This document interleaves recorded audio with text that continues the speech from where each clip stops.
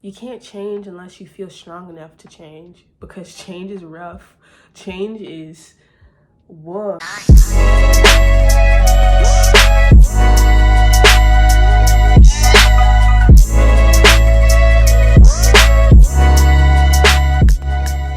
It's Zariya. Welcome back to my channel, or hello if you're new here. I make content that helps you grow in God and prosper in your mind, body, and spirit on your journey to destiny.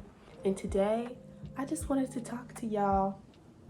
I don't know if this is going to be considered a realization to see, which is a segment where I just talk about what I'm going through and growing through. I guess this is a realization to see.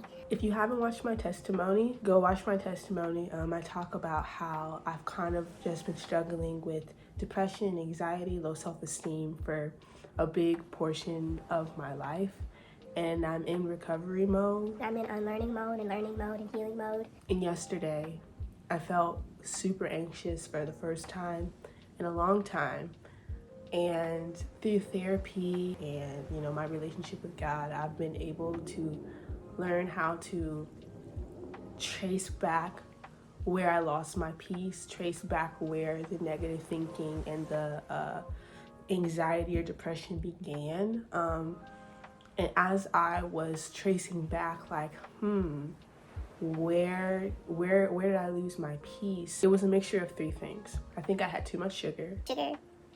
It's a no in large quantities when it comes to your mental stability. It was the environment that I put myself in, and it was perfectionism. As I was looking back, I realized that when you're in a vulnerable state, when you're in a place where you're like growing in God, and especially if you've been fasting and praying, your spirit is very sensitive. And I didn't really pay attention to the fact that some environments are just not beneficial for you. Some environments leave you exposed to, especially if you're like a empathetic person or you pick up on other people's emotions. Some environments just aren't the best for you energetically, spiritually, emotionally. And so I went somewhere where afterwards I was questioning myself again. I was like in my feelings about being single. I was desiring male attention more than I had in a very long time. It was like I felt like I had reverted, and the sugar and the environment was the catalyst to me reverting back to like old behaviors. And then Saturday, I put together this to-do list. I was making plans without consulting God as I used to do. And I was like, I'm going to stay up all night to make sure I get this done. And I'm going to do this. Like, I just had this long to-do list as I used to do. And so Monday, I was just so anxious because my body was trying to get my attention to let me know, like, hey, there's something wrong. I just wanted to come and remind those of you who are trying to grow closer to God and grow in your self-awareness, grow in your wholeness, walk in your healing, how important it is to protect your peace. Every environment isn't going to be for you, and you have to be cognizant of that. You have to be prayerful, and that's why walking by the Spirit and praying about even the places that you may enter is important, because you never know what the effects of environments will have on you. And to be kind to yourself and to be patient. That has been my biggest issue in this journey of healing, is patience. I expect myself to be much further than I am, instead of allowing God to do the work in me. I try and like work myself whole. I try and work myself righteous. I try and work myself into things that are literally out of my control. And so after feeling anxious and, being able to trace back what went wrong, I'm like just feeling super tired and like kind of just blah. And I talked to my therapist about it, and she was talking about how she's gone through so much this past year, and she's going on a sabbatical to feed her spirit. And I really enjoyed that statement. And she asked me, so what are you doing this week to take care of yourself since you've had a rough weekend? I was like, I'm just gonna sleep. And she was like, but why? Is that like depression? Are you trying to run away from your feelings? And that really made me sit and think like, dang, I think I kind of was. Because anytime I feel depressed or anytime I feel anxious, most of the time I don't have the energy to do anything else. I don't feel like doing things. I just want to sleep. I just want the feeling to be over. I just want to get it over with and move on, because I know that it won't last.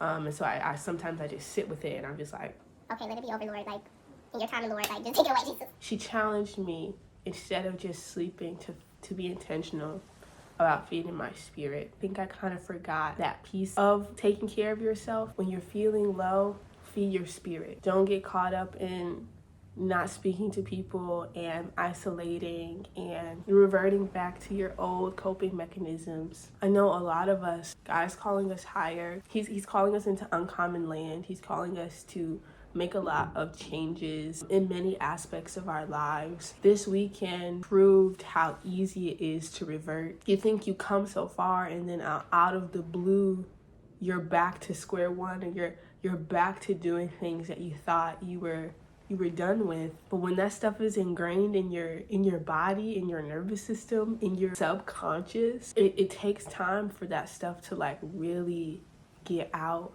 of your system.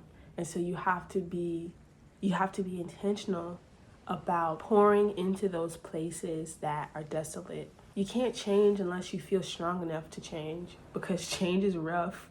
Change takes a lot, because what you're used to is easier. What you're used to is what feels most comfortable.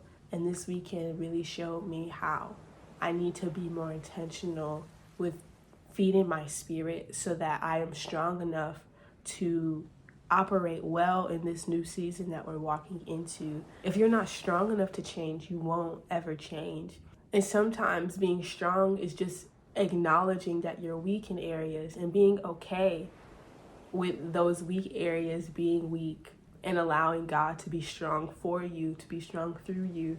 But then sometimes you have to acknowledge those places that are weak and be intentional about giving attention to those places that we overlook. And so I challenge you to ask God to show you those places in your own spirit that are weak, that need some healing, that need some love from God, some love from you. And those areas for me are my identity and my self-love, because feeling like you need to achieve to feel good about yourself, or feeling like you need to do and go. If you don't feel good enough in those moments where you're doing nothing, it's time to up that self-love, okay? God's taking us places. Look, we go from faith to faith, to glory, okay?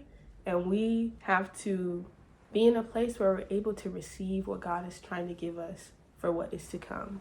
And I think that's it. Okay, love you, bye.